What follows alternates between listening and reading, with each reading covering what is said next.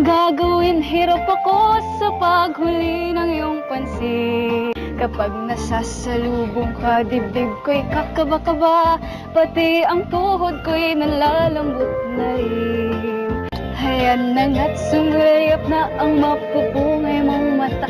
Kasalanan ko ba ang mapatulala? Ha ha ha. Mr. Dream Boy, Mr. Dream Boy, ito kaya ang nasa isip ko. Mr. Dream Boy, Mr. Dream Boy, lagi siyang nasa panaginip ko. Do'y kinakausap niya at sweet na talaga. Medyo may pa-holding hands pa nga, parang ayokong magising pa.